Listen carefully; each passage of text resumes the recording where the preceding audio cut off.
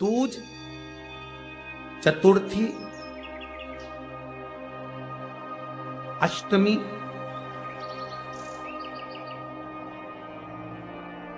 दशमी,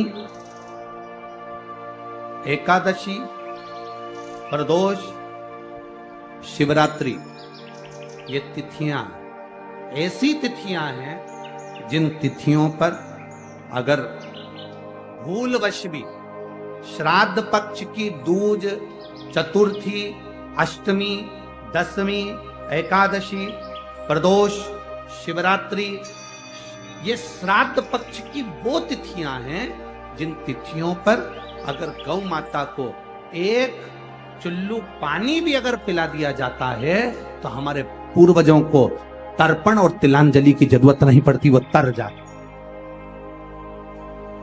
श्राद्ध पक्ष की ये तिथियां आप भी बोलिए कौन कौन सी? दूज, चतुर्थी, अष्टमी, दशमी, एकादशी, प्रदोष और शिवरात्रि, ये वो तिथियां हैं। अगर भूलवश भी अगर कोई गाय को पानी दे देता है, भूलवश भी हमारे घर में आए हुए किसी अतिथि को, हम किसी को नहीं पहचानते, उस व्यक्ति को हमने अगर अपना पास में रखी हुई जल के पात्र में से भी अगर जल दे दिया होता है और उसने अपनी प्यास बुझा ली होती है तो हमारे पूर्वज, ये श्राद्ध पक्ष में इसका फल 1000 लाख गुना हो जाता है। लाख गुना, 1000 लाख गुना इसका फल श्राद्ध पक्ष।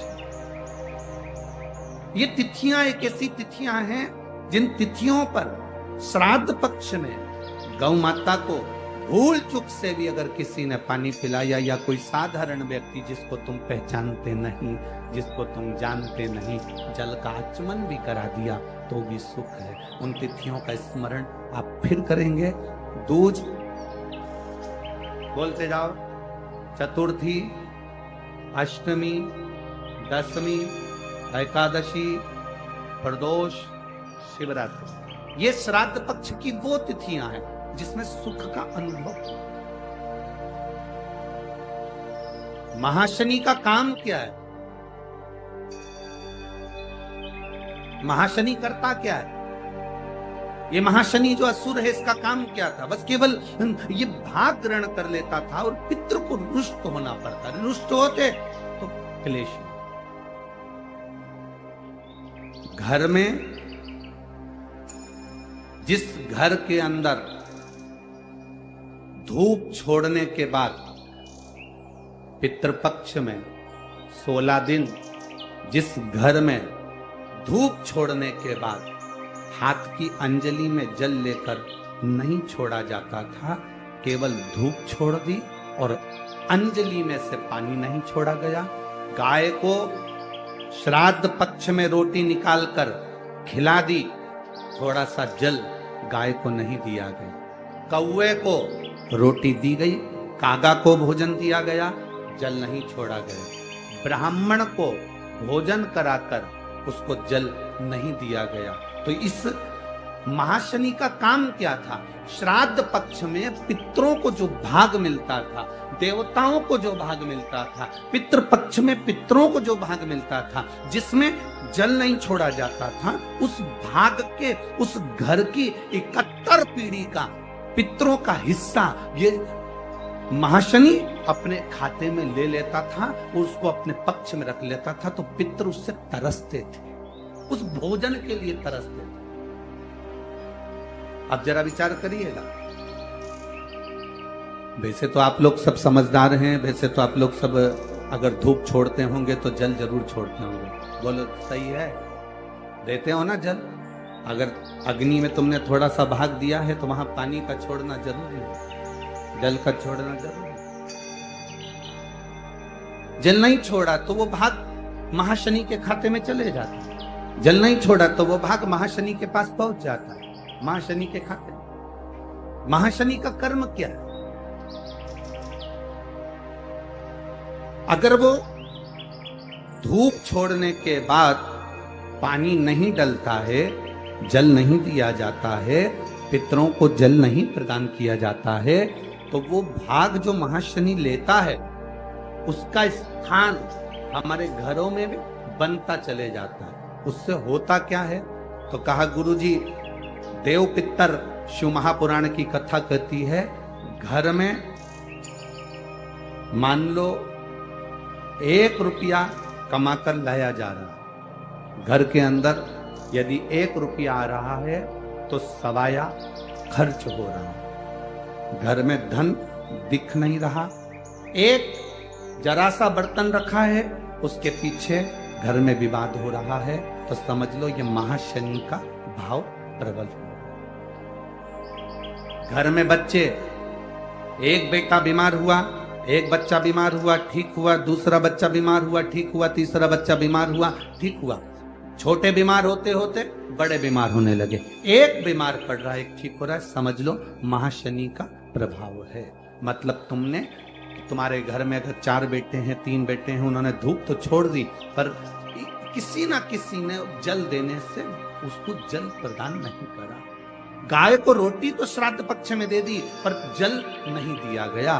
गाय को अगर रोटी देने जा रहे हो तो थोड़ा सा बाल्टी में पानी भर कर ले जाओ, अगर बाल्टी में भी पानी नहीं ले जा सकते, थोड़ा सा जल उसके मुख पर जरूर देना चाहिए कि वो जल का आचमन कर ले। कौवे को अगर भोजन दिया है, कागा को अगर भोजन दिया, थोड़ा सा जल का भाग भले कटोरी में भर कर ले जाओ, और छत पर थोड़ा सा भाग जल का छींटो, पर छींटना जरूर।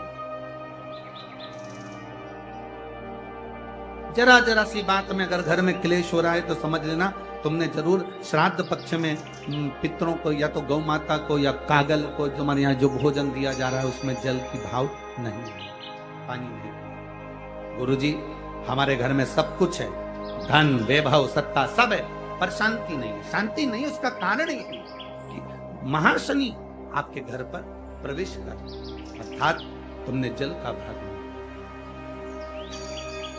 जल का भाग। और जिनके भी घर में अशांति है, जिनके घर में भी ऐसा लगता है कि साहब ऐसा हो रहा है, तो आपसे निवेदन है कि आप एक बार प्रयास करना। इन तिथियों में कोई भी तिथि को आप गौ माता को अगर भोजन दे रहे हो, जल जरूर देना। कौए का भोजन दे रहे हो तो जल जरूर देना। ब्राह्मण, संत, साधु, गुरुजन या जिसको पहचानते हैं उसको भी जल का भाग जरूर जरूर। महाशनि की दृष्टि, महाशनि जो क्रोधी है, असुर के भाव में गिना जाता है। महाशनि असुर, जगत का कल्याण करे। रोटी हो तो रोटी, पूड़ी हो तो पूड़ी, पराठा हो तो पराठा, जो तुम बनाए हो उसमें थोड़ा सा मात्रा दूध चावल की या खीर की, थोड़ी सी मात्रा गुड़ की, और वृषकपि या विषकपि अवतार का नाम लेकर अपने दरवाजे के बाहर खड़े होकर जो गौ माता को श्राद्ध पक्ष में किसी भी दिन ये भोजन वृषकपि का नाम लेकर दे देते हैं, उसके घर में कभी संपदा की कमी नहीं आती, धन की कमी नहीं आती। श्राद्ध पक्ष का ये स्वरूप है विषकपि अवतार। एक बार सब बोलेंगे, बोल विषकपि भगवान की। अब नाम आप लोग ले जिससे आप लोगों को याद हो जाए। बोलिए,